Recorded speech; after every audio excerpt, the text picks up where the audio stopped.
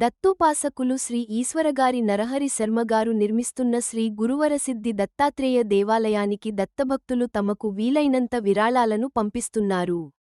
అందులో భాగంగా మహత్తరమైన గురు పుష్యయోగం గల 21న శ్రీ శ్రీపాద శ్రీ వల్లభ స్వామివారి విగ్రహం, శ్రీ నరసింహ సరస్వతి విగ్రహాలకు ₹1,00,000 విరాళాన్ని Karimnagar Satavahana university college principal Shrimati Namrata Kishore గారు ₹1,00,000 సభక్తి పూర్వకంగా సమర్పించారు.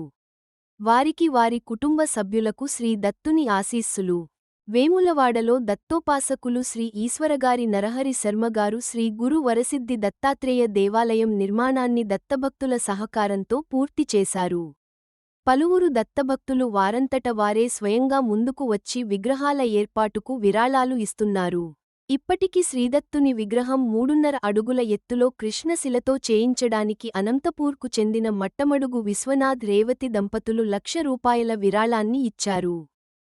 అలాగే సంతాన గణపతి విగ్రహానికి ప్రముఖ చార్టెడ్ అకౌంటెంట్ కూర చిదంబరం సుమిత్రగారు ₹80,000 విరాళాన్ని ఇచ్చారు. వీరు ఇదివరకే ₹1,00,000 విరాళాన్ని ఇచ్చారు. అలాగే Satavahana university college principal professor doctor Namrata దంపతులు శ్రీ శ్రీపాద వల్లభుని 2.5 అడుగుల మార్బుల్ విగ్రహానికి ₹80,000, నృసింహ సరస్వతి 2.5 అడుగుల పాలరాతి విగ్రహానికి ₹51,000 తమ విరాళాన్ని అందించారు.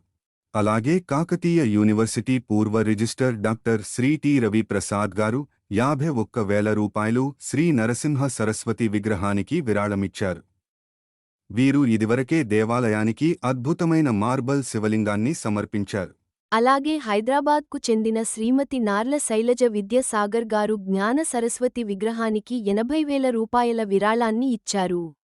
ఇంకా శ్రీదత్తుని శిష్యుడు ఎన్నో మహిమలను చూపించే శ్రీదత్తుని శిష్యుడు కార్తవీర్యార్జుని చిన్న గుడికి ₹70,000, కార్తవీర్యార్జుని 3.5 అడుగుల విగ్రహానికి ₹1,10,000, మొత్తం ₹1,80,000 కాగలవు. ఎవరైనా భక్తులు ఒక్కరుగా కానీ గ్రూపుగా కానీ విరాళాలను ఇవ్వవచ్చు. అలాగే దత్తాత్రేయ స్వామి 16 అవతార మూర్తులు 2 అడుగుల ఎత్తులో ఒక్కొక్కదానికి ₹35,000 కాగలవు. మొత్తం ₹5,60,000 కాగలవు. వీటిని భక్తులు గ్రూపుగా ఏర్పడి విరాళాలు ఇవ్వవచ్చు. కోరిన వారందరికీ ఇన్కమ్ ట్యాక్స్ ఎక్సెంప్షన్ సర్టిఫికెట్ పంపిస్తాము. వివరాలకు 9396648880 నెంబర్ను సంప్రదించండి.